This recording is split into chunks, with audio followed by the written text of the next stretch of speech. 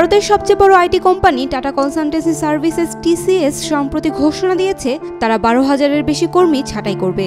প্রতিষ্ঠানটির এই সিদ্ধান্তে কেঁপে উঠেছে সফটওয়্যার খাতের সাথে সংশ্লিষ্ট ভারতের মধ্যবিত্ত শ্রেণী।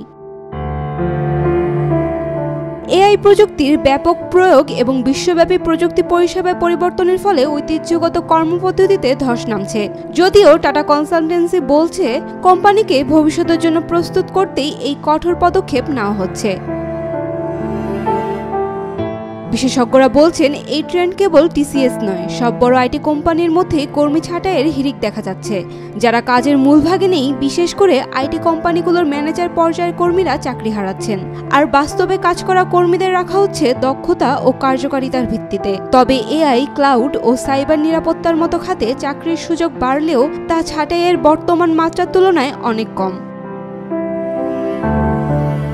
বিশেষজ্ঞরা বলছেন এই ছাঁটাই প্রক্রিয়া ভারতের সফটওয়্যার খাতে এক গভীর দক্ষতা বৈষম্যকেও স্পষ্ট করে তুলেছে। জেনারেটিভ এআই উৎপাদনশীলতা বহুগুণ বাড়িয়ে দেওয়ার ফলে প্রতিষ্ঠানের মানব সম্পদ ব্যবস্থাপনাকেও নতুন করে ভাবতে হচ্ছে যে কিভাবে এআই সহায়ক জনবল গড়ে তোলা যায়। একই সঙ্গে স্পষ্ট হয়ে উঠেছে দেশের স্কিল মিসম্যাচ।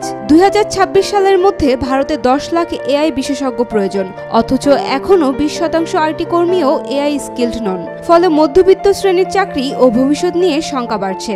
যারা এক সময় গাড়ি বাড়ির স্বপ্ন দেখছিলেন, তাদের একাংশ এখন চাকরি হারানোর আতঙ্কে দিন কাটাচ্ছেন। বিশেষজ্ঞরা সতর্ক করছেন এই ধারা অব্যাহত থাকলে দেশটির অর্থনীতির উপর বিরূপ প্রভাব পড়বে।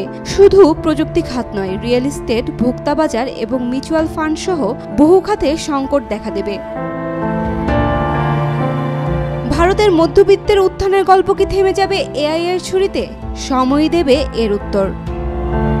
Saima Akter, Daily Sun. For more updates, follow us on Facebook, subscribe our YouTube channel, get the latest update on www.daily-sun.com.